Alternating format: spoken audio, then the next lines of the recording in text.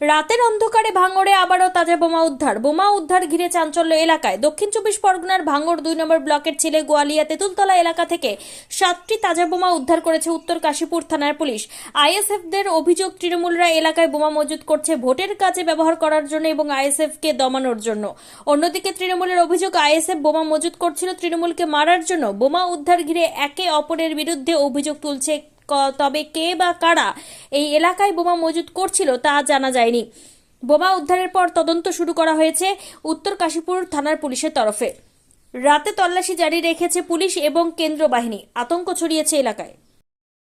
দাদা, এখানে কয়েকটা বোম উদ্ধার করেছে পুলিশ, কি বলবেন? শুনুন, আমার কাছে প্রথমে একটাই প্রশ্নটা হলো যে যেখানটাকে বোমটা পেয়েছে এইটা আমাদের আইএসএফের ছেলে কেউ দেখতে পেলো না, টিএমসির ছেলেটা ওখানে কীভাবে দেখতে পেলো, এটা আমার প্রথম প্রশ্ন।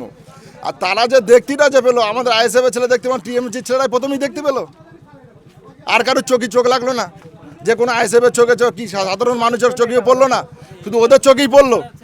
আমরা ওরকম অশান্তির রাজনীতি আমরা করতে চাই না, আমরা শান্তির রাজনীতি করতে চাই। ঠিক আছে, এটাই হলো কথা। বলছেন যে এখানে আইএসএফ ভোটের আগে অশান্তি পাকানোর জন্য এই বোমগুলো মজুত করেছে। শুনুন, সেটা একটা কথা বলি, সেটা ভালো রকম জানে। সেটা আপনার ওটা বাউনিয়ায় যে ঘটনা ঘটেছে দেখেছেন তো, পুকুরের ভিতরে বোম পেয়েছে। কারা বেঁধেছিল? টিএমসিরা। সে ওইদুল কোথায়? সে বাড়ি নেই কেন? টিএমসির যে ওইদুল, যে শওকত মোল্লার সাথে থাকে ওইদুল, সে ওইদুল এখন কোথায়? সে বাড়িতে নেই কেন? তাকে আগে চেক করে দেখুন সে কোথায় আছে। তাহলে আমরা মজুত করছি? মজুতটা ওনারাই করছে, ওনারা করে ওখানে রেখেছে বোমটা, রেখে আমাদেরকে ফাঁসানোর চেষ্টা করছে। ঠিক আছে, ওরা মজুত করে রেখেছে, ওরা বাঁধছিল আজ কতদিন আগে, আমরা খবর পেয়েছিলাম, কিন্তু আমরা ফলো রেখেছিলাম, কিন্তু আমরা ধরতে পারিনি। ধরতে পারলে সেই দিনই বুঝতে পারতো। আমরা তো সেদিনকে ধরতে পারিনি, আমাদের গাঁটে ছিল, আর 4 দিন ধরে গাঁটে রেখেছিলাম। শুধু আজকের দিনটায় গাঁটটা ছেড়েছি আমরা, আজকেরই গাঁটটা ছেড়েছি বলে আজকেরই মালটা ওখানে এনে রেখেছে, রেখে আমাদের আইএসএফ নামে দোষটা দিচ্ছে। এটাই হলো ব্যাপার। আমার নাম আজিজুল মোল্লা, আমি এখানকার গ্রাম পঞ্চায়েত আইএসএফের। এখানে এসে তো দেখলাম সর্বপ্রথমে পোষণের মাধ্যমে শুনতে পেলাম যে এখানে বোম পাওয়া গিয়েছে। অনুমানিক বলছিল 7 পিস বোম। এগুলো সম্পূর্ণ আইএসএফেরই কাজ। আমরা রাস্তা দিয়ে শুনতে পেয়ে আসছিলাম, এসে দেখতে পেলাম ওরাই কিছু ছেলে ওই সাইড দিয়ে পালাচ্ছে। ওদেরই কাজ এই কাজগুলো।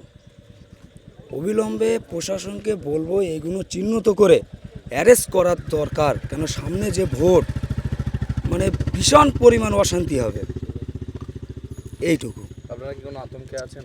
আতঙ্ক মানে কি, বোম খুব খারাপ জিনিস। তো এইসব বোম পানতে গিয়ে জব্বারের বুথে 2টো ছেলের হাত পুড়ে গেছে, শরীর পুড়ে আছে, সেটা প্রমাণ আছে। আব্দুল জব্বার মোল্লা।